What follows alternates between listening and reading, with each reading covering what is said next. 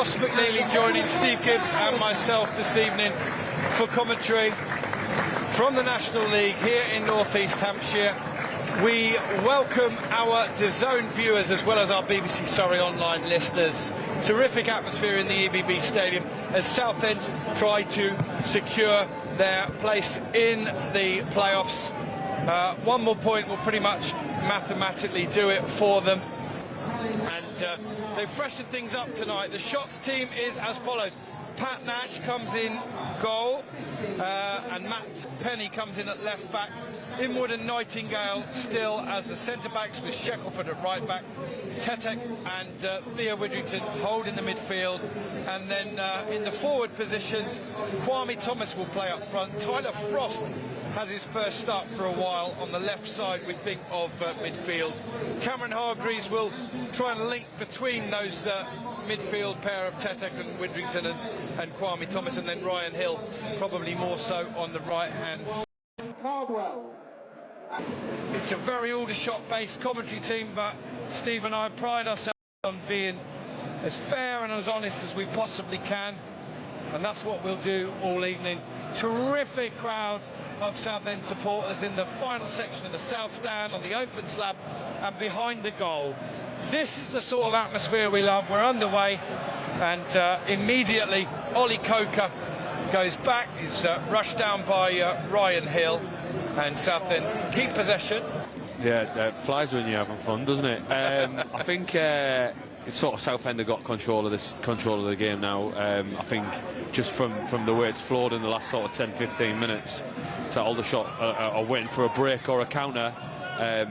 It does sort of worry me down this left. Ball in from the right, headed back down. Oh, sorry, Ross from shots. Shackelford with the cross. Kwame Thomas with the knockdown. Ball's loose to the edge of the area. Theo Widrington shoots. It's over the bar. Sorry, Ross, continue your point. 0-0. No, all good. Yeah. As I was saying, Southend had control. Aldershot brought down the right and had a good chance. We're in the 34th minute. It's currently goalless here, but is Gus Scott Morris can have his fourth effort on goal of the evening? You bet he is. 4/5 men in the Aldershot town wall. A couple of Southend players hanging around there as well. He's actually got choices, as we can see from here. He can go for either corner. Pat Nash isn't going to see an awful lot of this. And for the benefit of our radio listeners, it's outside the D, left-hand side of the goal as Gus Scott Morris looks at it. Steps up now, sends it over and in. Wonderful goal. It had to come, it's been coming. Struck it beautifully, had the choice of either corner, pulled it left, and it is Aldershot Town 0, Southend United 1 in the 35th minute. Yeah, we said it was coming, and from the predictable source of the magical right foot of Gus Scott Morris. Yes, the Aldershot Town wall, you'd say, might be a little bit culpable. Pat Nash completely unsighted. Before tonight, he had 3 in his last 4. That's now 4 in his last 5 games for Gus Scott Morris. He's missed a couple, but he doesn't keep missing. Absolutely superb. Ball inside from Southend, held up by a Pyatt Forson. Out to Boys. Boys inside. Nightingale, well, might have fouled free. Ball into the area, shot. And it's Charlie Kendall. Too easy again. Southend have doubled their lead. Nightingale lunged in. It might have been a foul. Referee played an excellent advantage. Another 1-2. And the finish was there from Charlie Kendall. He doubles the Shrimpers' lead in the final minute before half-time. Aldershot Town 0, Southend United 2. Yeah, I think it was a Pyatt Forson was fouled, but the referee played an excellent advantage. And then the shots were just opened up. Excellent through ball. Kendall doing what Charlie Kendall does, picking his spot, slotting it past Pat Nash. That is exactly what Aldershot Town did not need. The one good thing that you were going to say about this first half for Aldershot Town is that they're only 1 goal down. I forgot to say good evening to Colin Hayden before the game. Thank you, Colin, for messaging in. And Good to hear from you as always. Here's the free kick in from the far side by Morton. Headed away only as far as Gus Scott Morris. Picked up by Coker. Shot comes in and that's a cracking save from Pat Nash. The first save we've seen from either goalkeeper in the match, because the two Southend goals, Nash wasn't able to get near them. In that battle at the top end of the National League South, where Chelmsford were winning 2-0 at Hornchurch. Hornchurch have completely turned it around now. Dom Polian and Josh Reesam on the score sheet is 3-2 to Hornchurch, who, like Weston-super-Mare, can still win that title.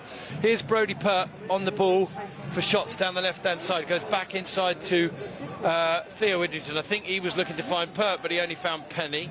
And Aldershot struggling to break down Southend unless they do it really, really quickly. Here's a ball into the air, chested down. Oh, volley from Tyler Frost. Sizzler, but always rising, and rises about a foot over the bar. And it would have been such a sweet goal, and maybe a way back into the game for the shots. That was bright, it was incisive, Steve, and the best we've seen of shots since the opening 10 minutes. And he sends the ball out to the right-hand side. Is Shackelford about to come over halfway, running across the pitch? Looks for Frost. Frost takes it under control nicely. Evades a couple of on-rushing Southend players. Apaya Forson and Gus Scott Morris to give them the names. Here's Brodie Pert on the left side, sends the ball in. Frost might get a shot here. It's a good one. Saved low down to his left. Followed up by Shackelford, sent in. That's his first save of the night in the 74th minute.